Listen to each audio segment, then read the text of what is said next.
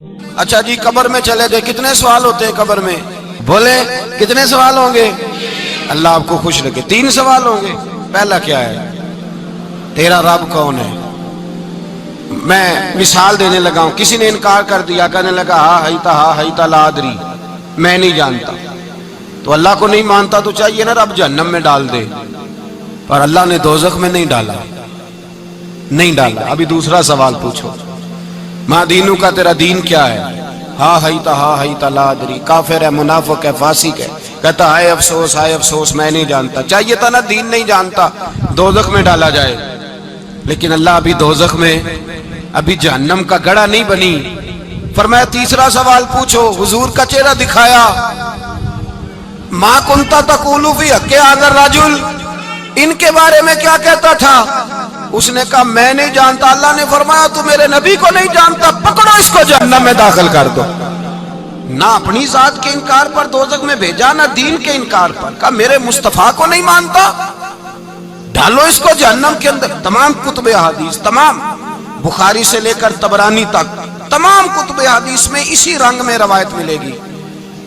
قبر میں بندہ گیا، مومن ہے، مسلمان ہے، نمازی ہے، 10 حج کیے، 15 عمرے کیے، زکاتیں، صدقات، خیرات، عبادات، نفل، نماز، داڑھی، حج، عمرہ، بڑا کچھ۔ ہاں بھائی من ربو کا، اس نے کہا ربی اللہ، اللہ میرا۔ اس کو جنت کوئی نہیں ملی، ابھی جنت کی کھڑکی۔ دوسرا سوال پوچھو، ماں دینو کا، تیرا دین کیا ہے؟ دینی الاسلام، میں اسلام کو مانتا ہوں، جنت مل گئی۔ پورے کے پورے دین کو مان رہا ہے، نماز کو مان رہا ہے، حج کو مان رہا ہے، زکات کو مان رہا ہے، عبادات کو مان رہا ہے، ہر چیز کو مان رہا ہے، لیکن جنت ملی۔ فرمایا تیسرا سوال پوچھو، حضور کا جلوہ والضحیٰ دکھایا۔ کچھ لوگ غلط ترجمہ کرتے ہیں، یہاں بھی کہتے ہیں پوچھا جائے گا یہ کون ہے، یہ لفظ نہیں ہے، ما کنت تقول فی حق ھذا الرجل۔ اللہ فرمائے گا یہ بتا دنیا میں میرے نبی کو کیا کہا کرتا تھا، ان کے بارے میں تو دنیا میں کیا کہا کرتا تھا۔ تو جو کہا کرتا تھا وہ کہہ کہ اسی وقت پکار اٹھے گا کہ میں کہا کرتا تھا یا نبی پکارا کر، میں یہ کہا کرتا تھا یا نبی، میں یہ کہا کرتا تھا کہ دشمن احمد پہ شدت کیجئے، ملحدوں سے کیا مربت کیجئے، اور شرک ٹھہرے جس میں تعظیم حبیب، اس برے مذہب پہ لعنت کیجئے، اور مثل فارس زلزلے ہوں نجد میں ذکر آیاد ولادت کیجئے، اور غیظ میں جل جائے بے دینوں کے دل، یا رسول اللہ کی کثرت کیجئے، یا رسول اللہ کی کثرت۔ میں یہ کہا کرتا تھا۔ اچھا اس نے اللہ کو مانا، دین کو مانا، جنت نہیں ملی۔ جب کہنے لگا نا ہوا محمد الرسول اللہ صلی اللہ علیہ وسلم، جب حضور کو پہچانا، حضور کو، نبی پاک کو پہچانا، تو فرمایا نہیں میرے یار کو جانتا ہے، اب کھول دو جنت کا دروازہ۔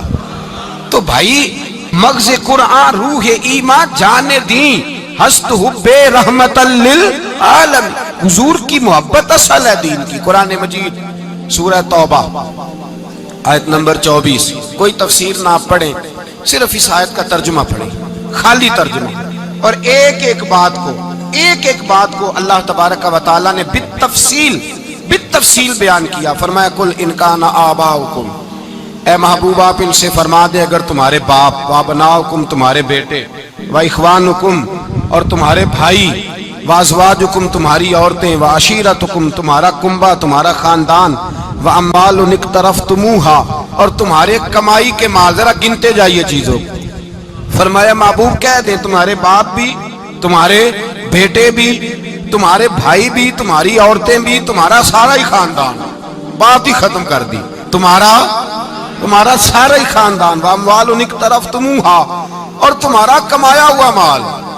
ایک مال وہ ہوتا ہے جو بندے نے کمایا نہیں ہوتا، آیا ہوتا ہے، آئے اور کمائے میں جو آیا ہوتا ہے اس کی قدر نہیں ہوتی۔ اللہ فرماتے ہیں واموال اقترفتموہا، تمہارا کمایا ہوا مال، وتجارت تخشون کسادہا اور تمہاری وہ تجارت جو تم نے محنت کر کے کاروبار چمکایا ہے اور تم ڈرتے ہو کہ نقصان نہ ہو جائے، ومساکن تردونہا اور تمہارا وہ رہنے کا مکان جو تمہیں بڑے پسند ہیں۔ یہ ساری چیزیں گنوا کے کہا احب الیکم من اللہ ورسولی، اگر یہ چیزیں تمہیں خدا سے زیادہ پیاری ہوں اور خدا کے رسول سے زیادہ پیاری ہوں وجہاد فی سبیلہ، اور ان کے رستے میں جہاد سے زیادہ پیاری ہو، پھر کیا کرو؟ فتربصوا، انتظار کرو، حتی یاتی اللہ بامری، یہاں تک کہ اللہ تم پر اپنا عذاب لے آئے گا۔ اگر تمہیں تمہارے باپ، تمہارے بیٹے، تمہاری اولاد، تمہارا کنبہ، تمہارا خاندان اگر مصطفیٰ کریم سے زیادہ پیارا ہوا تو پھر اللہ کیا کرے گا تم پر؟ اپنا اللہ عذاب نازل کرے گا تم پر۔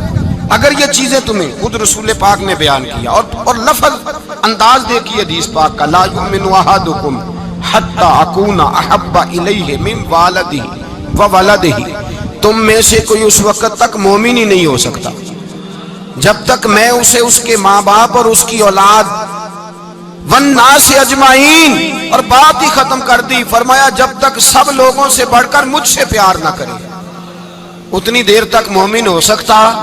حضرت عمر حضور کی بارگاہ میں آئے، عام آدمی نہیں، جناب فاروق اعظم، نبی پاک صلی اللہ تعالی علیہ وسلم کی یہ حدیث سنی تو حاضر خدمت ہوئے، کہنے لگے یا رسول اللہ صلی اللہ علیہ وسلم، میں ہر چیز سے بڑھ کر آپ سے پیار کرتا ہوں، اور میں خالی نعرے لگانے والا نہیں، میں گھر سے تجربہ کر کے آیا ہوں، میں نے اولاد سامنے رکھی ہے، پھر آپ کا پیار سامنے رکھا ہے۔ حضور مجھے اولاد نہیں زیادہ پیاری، آپ زیادہ پیارے ہیں، اولاد زیادہ پیاری نہیں، ہم نے بھی کبھی سامنے رکھی ہے اولاد اور حضور کا پیار جی۔ میں حدیث پاک بیان کر رہا تھا تو روک گیا ہوں اچانک ہی، رکھی ہے کبھی سامنے جی؟ اگر رکھی ہوتی نا تو بیٹے کو پہلے بٹھا کے اس کو کہتے بیٹے پہلے قرآن سیکھ، پہلے حضور کا فرمان سیکھ۔ بیٹا جیسے ہی بڑا ہوتا کونپلیں داڑھی کی نکلتی، اگر حضور سے پیار ہوتا تو اماں اسے کہتی بیٹا داڑھی نہ مڑانا، یہ مصطفیٰ کا طریقہ ہے۔ اگر نبی پاک سے محبت ہوتی نا میرے بھائی، اگر کامل پیار ہوتا تو ابا جی نصیحت کرتے کہ بیٹا خبردار داڑھی چھوٹی بھی نہ کرانا، یہ رسول اللہ کی سنت ہے۔ لیکن ہم نے ابھی اس چیز کو سامنے، ابھی نعرہ ہی ہے، ابھی خالی میلاد میں ہی محبت کرتے ہیں، ابھی خالی معراج شریف والے دن ہی پیار کرتے ہیں، ابھی اس کے اصل رنگ تک نہیں آئے۔ سنیے اور غور کیجیے، حضرت عمر عرض کرنے لگے یا رسول اللہ صلی اللہ علیہ وسلم، میں نے اولاد سامنے بٹھائی ہے، پھر آپ کا چہرہ سامنے لایا ہوں، حضور مجھے اولاد نہیں پیاری، آپ ہی زیادہ پیارے ہیں۔ پھر عرض کی حضور میں نے کل کمائی، کل جمع پونجی لا کے اپنے سامنے رکھی ہے، مجھے مال پیارا نہیں، آپ زیادہ پیارے ہیں۔ یا رسول اللہ صلی اللہ علیہ وسلم، میں نے ماں باپ کے چہرے سامنے رکھے ہیں، بہن بھائیوں کو رکھا ہے، رشتہ داروں کو رکھا ہے، دوستوں یاروں کو رکھا ہے، مجھے وہ نہیں پیارے، آپ پیارے۔ اور حضور پھر میں نے اپنا علاقہ اور قبیلہ بھی سامنے رکھا ہے، حضور مجھے وطن سے پیار نہیں، آپ سے پیار ہے۔ اور محبوبہ حد ہو گئی، میں نے اپنی عزت بھی سامنے رکھی ہے، عزت بھی، لیکن محبوبہ مجھے عزت نہیں پیاری، آپ زیادہ پیارے ہیں۔ حق پسند لوگ تھے، سچی بات کرنے والے۔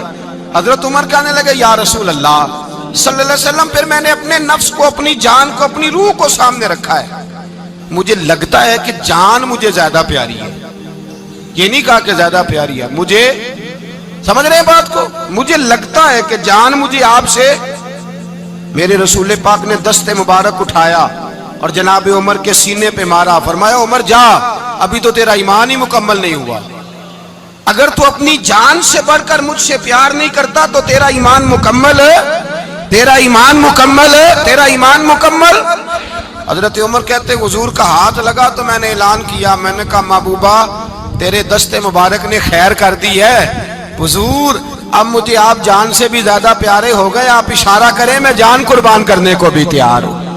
آپ مجھے، اصل میں نا ٹی وی پہ بیٹھتا ہے ایک اینکر بیچارہ جو 3 لاکھ روپیہ تنخواہ لیتا ہے یا 6 لاکھ، اس نے حق حلال کرنی ہوتی ہے اپنی کمائی، ٹی وی پہ بیٹھا ہے بیچارہ، نہ اس کو دین کے حروف ابجد کا پتہ ہے، وہ ٹی وی پہ بیٹھا ہے، اب جس پارٹی سے پیسے لیتا ہے اس کا وہ نمک خاری کا حق ادا کرتا ہے۔ کہتے جی حضور نے اپنے دشمن کو معاف کیا ہے، مولوی سخت بات کرتے ہیں، حضور نے اپنے دشمن کو، آپ کسی پارٹی کے لیڈر کے خلاف دوسری پارٹی کا بیان کبھی سنیں، اس لیڈر سے پیار کرنے والے اتنی اتنی لمبی زبانیں کھول کے ٹی وی پہ آ جاتے ہیں، اور وہ لفظ جو میڈیا پر اور اسمبلی میں ویسے ہی قانون کا حصہ نہیں وہ بھی بول دیے جاتے ہیں۔